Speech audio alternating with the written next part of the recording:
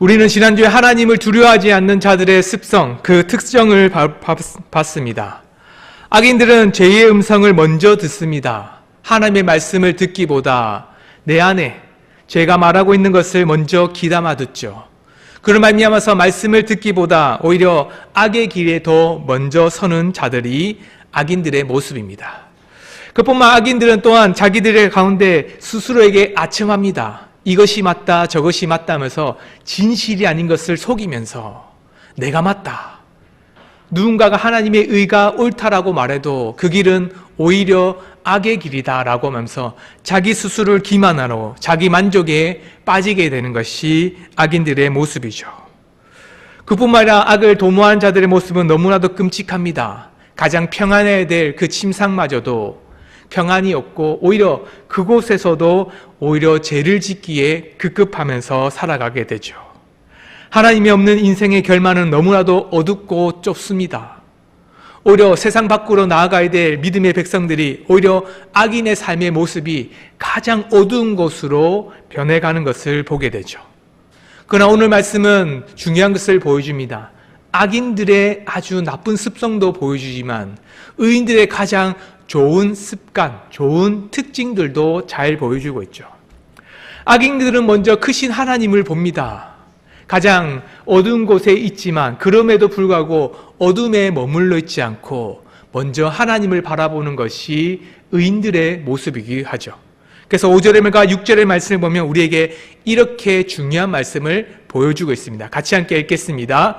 여호와여 주의 인자하심이 하늘에 있고 주의 진실하심이 공중에 사무쳤으며 주의는 하나님의 산들과 같고 주의 심판은 큰 바다와 같으니이다.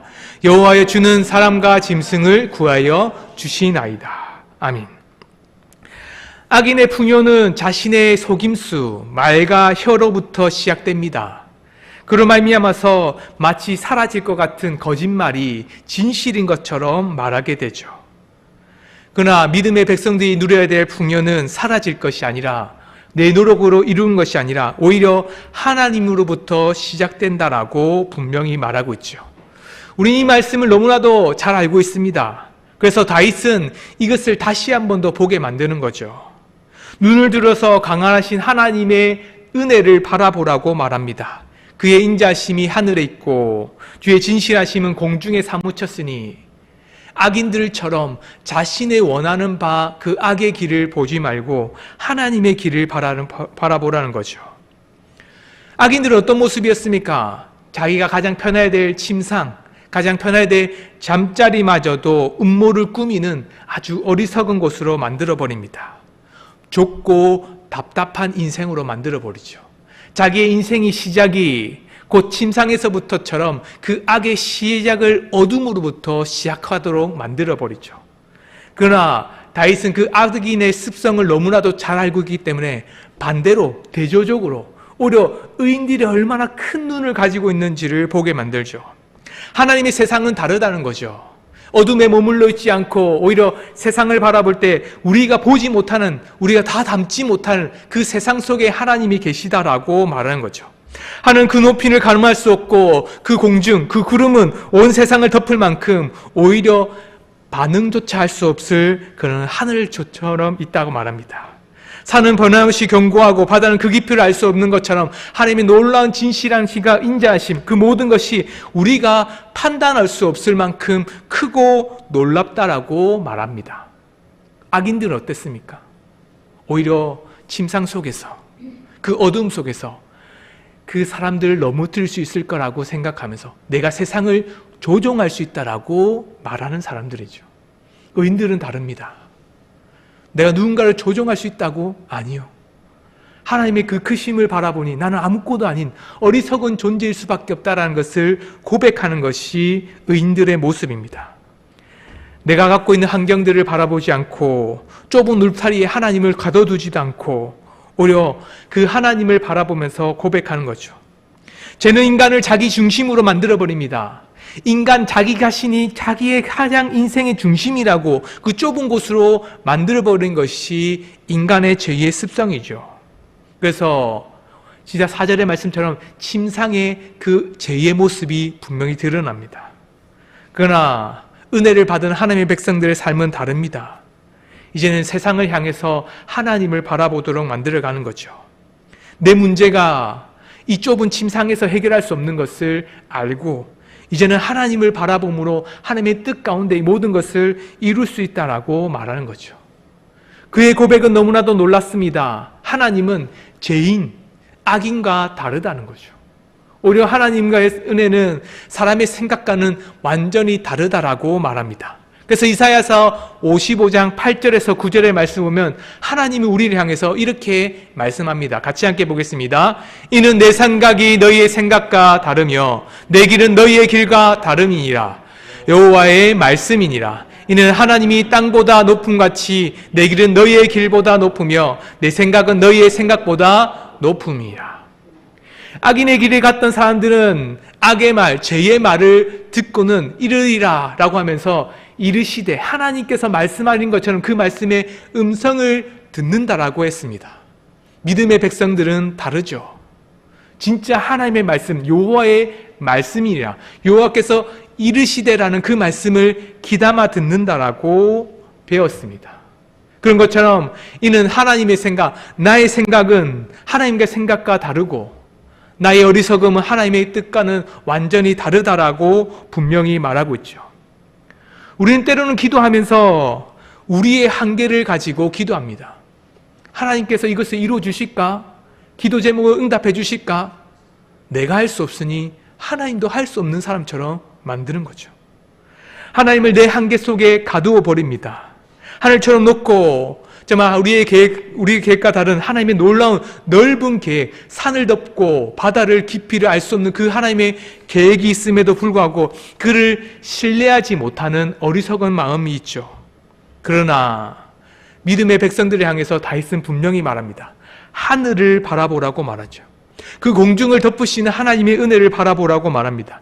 그 높이와 그 넓이를 가늠할 수 없는 하나님을 보라고 깨달으라고 말하죠. 하나님의 인자심과 진실하심은 인간이 손이 닿지 않을 만큼 크고 놀랍다는 겁니다. 판단할 수 없고 한계를 둘 수도 없고 동시에 온 세상을 덮을 만큼 온 세상을 주름잡을 만큼 우리의 은혜 가운데 우리를 은혜로 덮고 계시는 분이라는 거죠. 내가 처한 이 환경 속에서만 나를 붙드시는 하나님, 그냥 내가 처하고 있는 이 고난 속에서만 그냥 나를 만져주시는 하나님이 아니라 내가 모르는 방법으로, 내가 모르는 길로, 때로는 내가 모르는 그 사람을 통해서 나에게 큰 은혜를 부어주실 만큼 크신 분이라고 말합니다. 그뿐만 산과 바다를 보라고 말합니다. 그 견고함과 깊이를 보라고 말씀하시죠. 하나님의 은은 흔들리지 않는다는 거죠. 사람의 마음은 하나님을 신뢰하지 못할 만큼 어리석어서 두 마음을 품어서는 기도할 때마저도 하나님을 온전히 바라보지 못합니다. 그러나 하나님의 은은 흔들리지 않고 무너지지 않고 그 깊이를 가늠할 수 없을 만큼 헤아릴 수 없을 만큼 우리에게 가장 큰 은혜로 다가오신다라고 말하고 있죠. 우리가 처한 상황이 아무리 요동쳐도 하나님은 흔들리지 않는다는 뜻입니다. 우리의 믿음의 백성들을 향한 하나님의 사랑은 변함없다라고 말하고 있는 거죠. 우리가 이해할 수 없는 고난도 있습니다. 왜 이런 고난을 겪어야 될까요? 하나님, 이것은 내게 피할 수 있다면 피하게 해줄 수 있지 않습니까? 라고 고백하기도 합니다.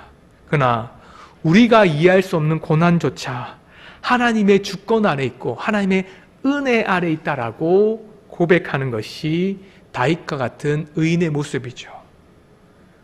악인들은 자기의 말과 혀로 속일 수 있다라고 말합니다. 오히려 어둠 속에 머물러서는 그곳이 나의 온 세상의 중심이라고 생각합니다. 그러나 하나님을 믿는 사람들은 다르죠. 믿음의 백성들은 내가 알지 못하는 하나님, 나의 한계를 뛰어넘으신 크신 하나님이 계시다는 그 믿음을 바라보는 거죠. 근데 오늘 말씀 6절의 끝을 보면 이렇게 말합니다. 우리 파란 부분만 같이 함께 보겠습니다. 여호와여, 주는 사람과 짐승을 구하여 주시나이다. 사람을 구해주는 것은 이해가 됩니다. 그런데 하나님께서는 짐승마저, 미물마저도 구해주시겠다라고 은혜를 베풀어 주시겠다라고 말씀하시죠.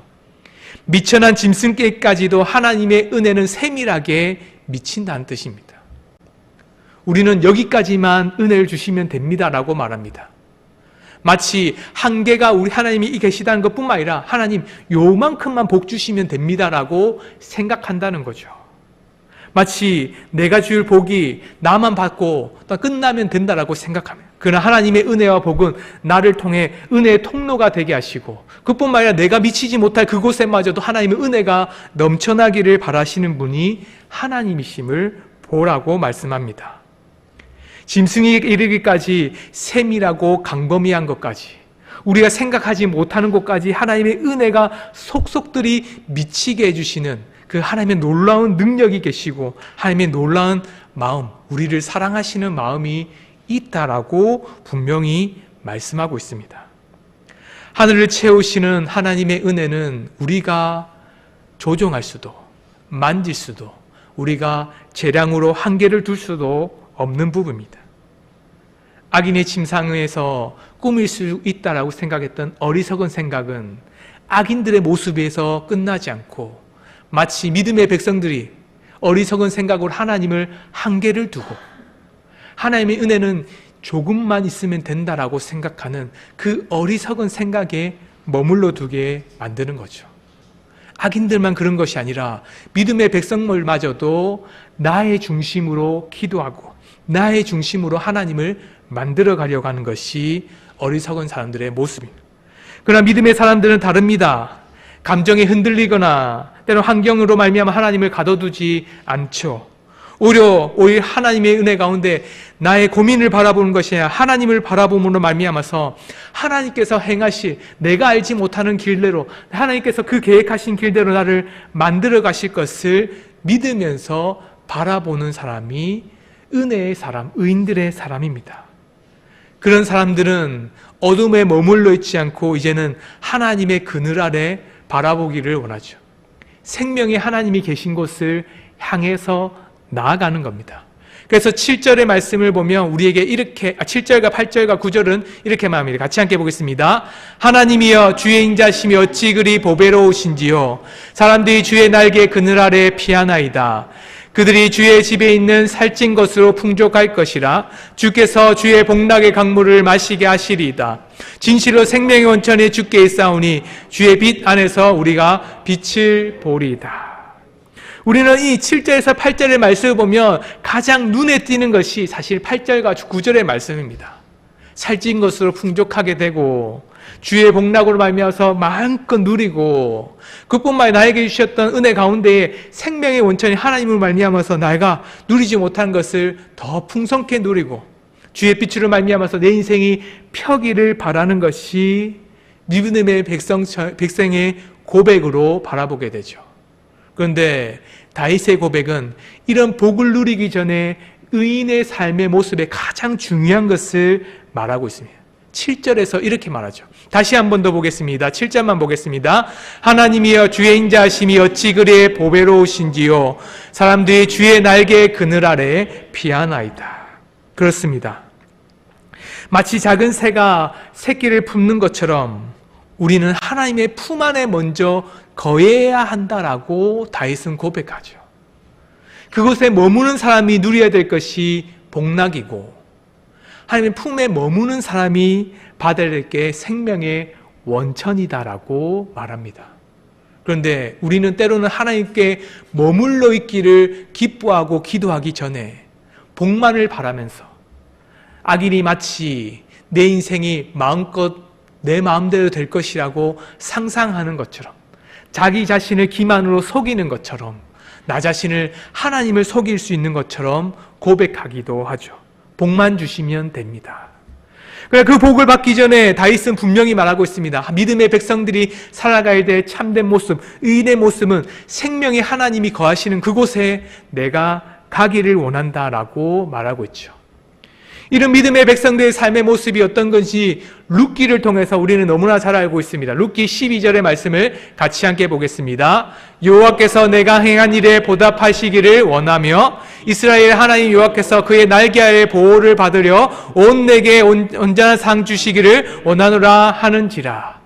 하나님의 백성들에게 온 사람들에게 상 주시기를 원한다. 주의 날개 아래 보호를 받기 원한다. 라는 말씀을 너무나도 가슴에 뭉클합니다. 하나님의 은혜가 머무는 곳이구나 라고 말하고 있죠.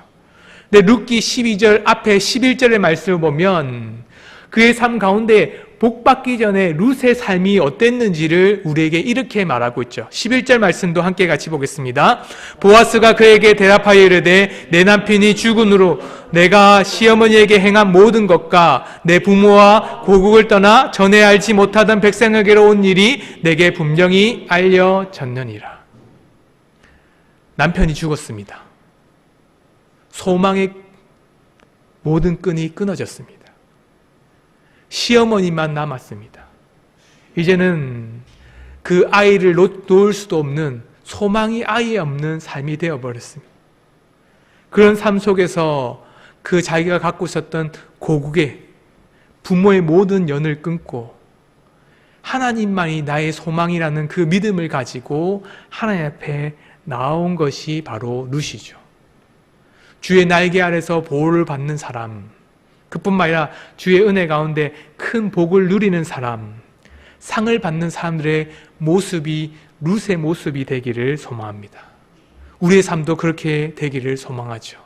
다윗의 고백이 그런 겁니다. 하나님께서 주시는 복락을 누리고 그뿐만 아니라 하나님 주신 은혜 가운데 상 받기를 원하느냐? 그렇다면 너희가 먼저 해야 될 것은 주께 먼저 피하라 라고 말하는 거죠. 그렇습니다. 주의 날개 그늘 아래 피하나이다 라는 고백이 우리에게 분명하게 말합니다. 인생의 결단이 필요하다는 거죠. 사람이와 은혜 가운데에 무엇을 선택할지, 룻이 부모를 선택할지 하나님을 선택할지 할 때 하나님을 선택해서 온 것처럼 다윗이 악인의 길 가운데서 또 하나님의 놀라운 크신 하나님을 바라보고 선택한 것처럼 우리 그 고난과 어려움들 속에서 무엇을 선택할지는 우리의 몫이라는 거죠. 주의 날개 아래 피하라라고 분명히 말합니다. 주께서는 언제든지 우리를 향해서 하늘의 날개를 통해서 우리를 덮으실 준비가 되어 있습니다. 다윗의 고백처럼 하늘이, 공중이 이미 하나님의 은혜로 넘치는 것처럼 우리가 하나님의 아래 거하기를 바라며 기다리고 계시는 거죠. 그렇기 때문에 하나님께서 은혜 가운데 있는 사람들은 주께 피하겠습니다 라고 고백하는 것이죠. 밖에는 살아온 폭풍과 원수의 위협이 실제하고 있지만 그럼에도 불구하고 주의 날개 아래가 가장 완벽한 안전한 곳입니다 라고 고백하는 겁니다. 하늘 끝까지 닿아 있는 하나님의 인자하심이 그곳에 있습니다 라고 고백하는 거죠. 세상의 가운데 여러 가지 어려움들이 있다 할지라도 때로는 세상에 많은 풍족함이 있다 할지라도 하나님 것이 가장 좋고 기쁨이다 라고 말한 겁니다. 가난함으로 하나님과 함께 동행하는 삶, 때로는 넘침과 풍요함으로 하나님 없는 삶, 무엇을 선택하라고 하면 우리는 분명히 선택합니다. 하나님을 선택하겠다라고 말합니다. 그러나 실제적인 삶 속에서의 기도 제목은 다르죠. 무엇을 위해 기도하느냐가 다른 겁니다. 하나님, 내가 부족하다 할지라도 하나님을 선택하게 해달라는 기도보다는 하나님 이 어려움들 속에서 나에게 넘치게 해달라는 기도가 더 먼저 나오는 것이 우리의 기도입니다. 때로는 하나님 다 뺏어 가더라도 하나님 모든 것이 다 사라진다 할지라도 하나님만을 선택하는 믿음을 달라는 고백이 룻의 고백이었고 다윗의 고백입니다. 산처럼 견고하신 하나님께서 나를 덮는 놀라운 은혜로 나를 덮어주실 것을 믿기 때문이죠. 세상을 나를 향해서 모든 수단과 방법을 가리지 않고 나를 넘어뜨리고 할 때 나는 그냥 내 눈이 큰 복락만 바라보는 인생이 아니라 그 속에 계신 나를 덮으시는 하나님의 은혜가 있다는 것을 보는 안목, 영적인 안목을 가진 사람들이 믿음의 백성, 의인들의 모습입니다. 세상이 주는 풍요는 마시면 마실수록 때로는 목마릅니다. 마치 그 모든 것이 넘치면 넘칠수록 오히려 나에게 더 많은 것을 얻는 기쁨이 있는 것 같지만 욕심이, 욕망이 나를 더 붙들고는 그곳에 만족하고 자족하지 못하는 것이 어리석은 자들의 모습이죠. 그로 말미암아서 생명의 샘이 어디에 있는지 하나님께 있다는 것을 깨닫지 못하고는 오히려 세상의 유혹에 넘어지는 것이 어리석은 자들의 모습입니다. 그래서 다윗은 먼저 고백합니다. 지금 이 고난을 피하게 해달라는 고백보다 주의 날개 아래 머물기를 원합니다. 사람들, 의인들이 주의 날개 아래 피하기를 원하고 그렇게 하고 있습니다. 그들이 받는 복락보다 주 안에서 기쁨을 누리는 것을 바랍니다라고 말하는 거죠. 그뿐만 아니라 믿음의 백성들은 또 다른 삶을 살아갑니다. 하나님 아버지의 뜻대로 살기를 원하며 살아가죠. 우리 같이 10절의 말씀을 같이 보겠습니다. 10절 말씀을 함께 같이 보겠습니다. 10절 말씀입니다. 함께 보겠습니다. 시작. 주를 아는 자들에게 주의 인자심을 계속 베푸시며 마음이 정직한 자에게 주의 공의를 베푸소서. PPT가 하나 빠진 것 같습니다. 죄송합니다. 제가 잘못해서 10절을 적어놓고는 그 위에 한번 덮어서 쓴 것 같습니다. 이해해 주시기를 바랍니다. 흔들리지 않는 믿음 속에서 하나님이 승리하시는 하나님을 바라보는 것이 의인들의 삶입니다. 승리하는 하나님이죠. 나의 승리보다 하나님의 승리를 바라보는 사람이 되어야 됩니다. 우린 때로는 내가 먼저 승리하기를 바라고 내 것이 우선되기를 바라지만 다윗의 고백, 의인의 고백은 다르죠. 하나님의 승리가 있다라고 분명히 말하고 있습니다. 은혜를 누리는 자들의 삶의 모습들은 하나님의 품 안에 머물면서 마치 하나님께서 끝없이 하나님의 백성들을 붙들어주시는 은혜가 있다는 것을 아는 자들의 모습이죠. 그래서 하나님의 측량할 수 없는 인자심을 고백하고 주의 품 안에 머물며 하나님의 은혜 가운데 있는 자들에게는 그 인자심과 공의가 하나님의 뜻 가운데 머물러 있다라고 말합니다. 그런데 의인의 모습은 너무나 구체적으로 보여집니다. 주를 아는 자들과 또한 그 마음이 정직한 자들에게 하나님의 공의와 하나님의 은혜가 있다라고 말하고 있죠. 하나님을 안다라는 말은 우리라도 너무 잘 압니다. 주일의 말씀을 통해서 우리가 말을 배웠죠. 어떤 거냐면 하나님 안다. 지식적으로 머리로만 아는 것이 아니라 체험하고 경험하고 하나님의 살아계심을 믿음으로 받아들이는 삶. 그걸 말미암아서 하나님을 지식이 아니라 마음 깊숙이 의지하고 신뢰할 때에 나타나는 삶의 모습이죠. 그뿐만 아니라 마음이 정직한 자들의 모습도 있습니다. 정직함을 말미암아서 하나님의 뜻 가운데 살아가죠. 자신의 뜻을 굽혀서는 하나님의 뜻에 맞추어 살아가는 사람들입니다. 마치 예수님이 겟세마네 동산에서 기도하실 때 나의 원대로 마시고 아버지의 원대로 되게 해달라는 그 고백처럼 말하는 거죠. 정직한 자들은 자기의 뜻을 굽히는 자들입니다. 단순히 그냥 깨끗하고 거짓말하지 않는 자들이 아니죠. 오히려 하나님의 말씀 속에서 나의 뜻이 아니라 하나님의 뜻이 가장 깊고 완전하다라고 고백한 자들의 삶의 모습이 그렇습니다. 그런데 이렇게 고백한 자들이 받는 그 은혜가 무엇이냐면 심판을 피하고 하나님 놀라운 승리의 길로 갈 수 있다라고 말하는 거죠. 때로는 우리는 이렇게 생각하지 않습니까? 기도하면서 이렇게 기도하지 않습니까? 하나님, 이거를 이루어 주십시오. 그러면 내가 하나님의 영광을 나타내겠습니다. 내가 승리하면 하나님께서 승리하는 것입니다라고 고백하는 것과 같죠. 그러나 믿음의 백성들의 삶은 다릅니다. 내가 승리한 것이 아니라 하나님이 승리하시면 그 승리가 내 것입니다라고 고백하는 거죠. 그래서 마태복음 7장 21절의 말씀을 보면 우리에게 이렇게 말합니다. 같이 함께 읽겠습니다. 시작. 나더러 주여 주여 하는 자마다 다 천국에 들어갈 것이 아니요 다만 하늘에 계신 내 아버지의 뜻대로 행하는 자여야 들어가리라. 우리 12장 50절도 보겠습니다. 누구든지 하늘에 계신 내 아버지 뜻대로 하는 자가 내 형제요 자매요 어머니라 하시더라. 21장 31절도 보겠습니다. 그들 중에 누가 아버지 뜻대로 하였느냐 이르되 둘째 아들이니이다. 예수께서 그들에게 이르시되 내가 진실로 너희에게 이르노니 세리와 장녀들이 너희보다 먼저 하나님의 나라에 들어가리라. 하나님의 뜻대로 행하고 하나님의 뜻대로 살아가는 자들이 천국 백성이라고 말씀하고 있죠. 승리의 길은 여기에 있는 겁니다. 내가 승리하는 것이 아니라 하나님께서 승리하신 그 길대로 내가 가는 그 사람이 바로 의인이고 믿음의 백성이죠. 인간의 마음은 본래 굽어 있어서는 모든 상황을 자기의 마음대로 유리한 대로 해석합니다. 예배드리고 말씀마저도 내가 원하는 구절만 보기를 바랬죠. 우리가 방금 읽었던, 우리가 아까 읽었던 7절, 8절, 9절의 말씀을 보고도 8절, 9절만 암송하고 싶은 것이 인간의 마음입니다. 왜? 복락과 은혜만 받으면 좋겠다라고 생각하기 때문이죠. 내가 주께 피하겠다는 그 결단이 있어야 된다는 것은 조금 뒤로 미루고 싶어 합니다. 그뿐만 아니라 하나님의 승리 가운데 정직한 자로 살아가고 또한 주를 아는 자로 하나님의 은혜 가운데 머무는 자로 살아가야 된다는 것을 빼고 악인들이 넘어지고 믿음 가운데 승리하기만을 바라는 것이 인간의 굽은 마음, 죄인들의 모습으로 살아가는 자들의 모습이죠. 많은 이들이 내 뜻대로 일이 풀릴 때만 하나님은 선하시다라고 고백합니다. 하나님 믿는 것이 아니라 하나님을 행운의 상징, 승리의 상징, 나의 성공의 상징으로 만드는 거죠. 진정으로 마음이 정직한 자는 고난의 한복판에서도 하나님은 여전히 옳습니다라고 고백하는 사람입니다. 일관된 신뢰와 일관된 믿음을 가진 사람들의 모습이죠.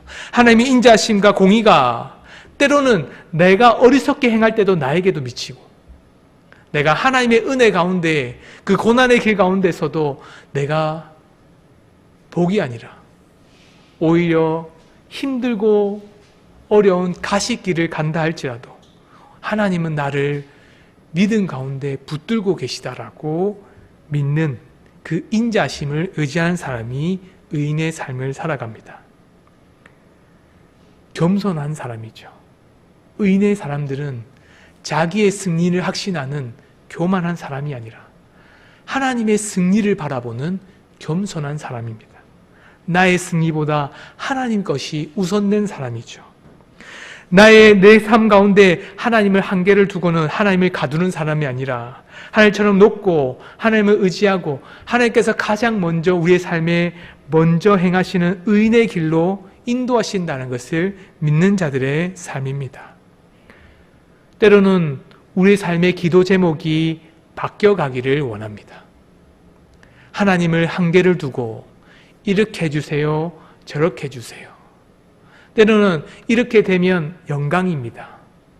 하나님 내 뜻대로 되지 않으면 이건 실패입니다 라고 말하는 어리석은 자가 되지 않기를 소망합니다. 오히려 하나님 내 뜻대로 되지 않아도 나의 때를 따라 이루어지지 않아도 하나님은 이미 승리하심으로 나를 인도하고 계시다는 믿음을 가진 겸손한 사람으로 살아갑시다.